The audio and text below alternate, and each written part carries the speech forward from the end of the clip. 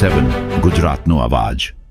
નમસ્કાર દર્શક મિત્રો, i7 ન્યૂઝ ગુજરાતીની સાથે હું છું આપની સાથે પાયલ બામભણિયા। તો જોઈએ આજના મહત્વના સમાચાર। સંત નિરંકારી ચેરિટેબલ ફાઉન્ડેશન દ્વારા મહારક્તદાન શિબિરનું આયોજન કરવામાં આવ્યું।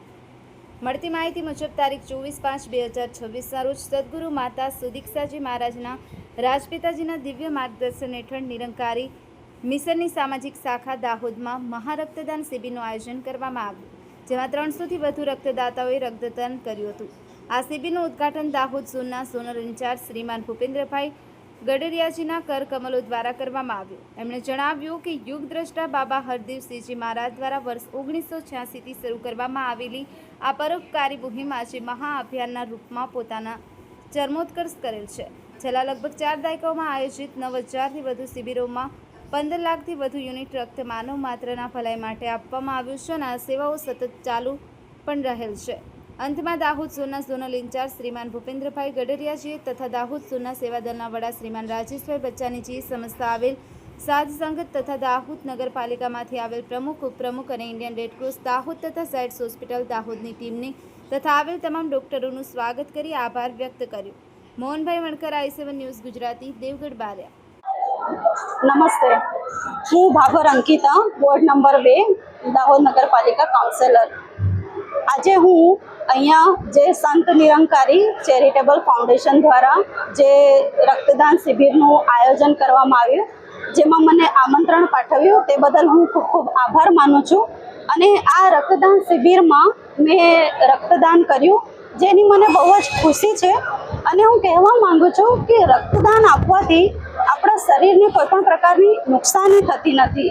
જેટલી પાણીની જરૂર છે એટલી જ જરૂર લોહીની છે। અને અત્યારે અહીંયા આવ્યા પછી અહીંયા ફાઉન્ડેશન દ્વારા જે પણ કાર્યકર્તા છે તેમની ખૂબ જ સરસ કામગીરી છે।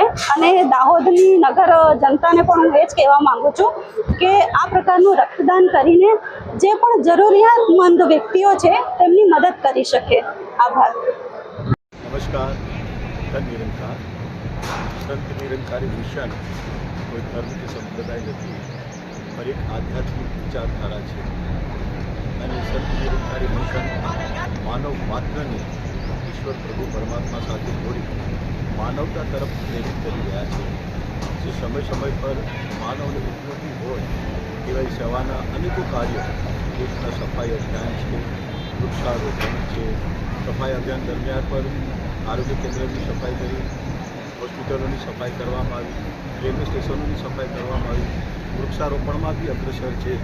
એવી રીતના સમય પર જ્યારે પણ કોઈ આફત આવે ત્યાં પણ સહાયક તરીકે મદદ તરીકે આ તમામ સેવાના કાર્યમાં જો મોકલ્યો હોય તો એ રક્તદાન શિબિર છે। અને આ રક્તદાન શિબિર સદગુરુ બાબા હરદેવસિંહજી મહારાજના આશીર્વાદ અને આદેશ અનુસાર 1986થી એની સંખ્યા શરૂ થઈ।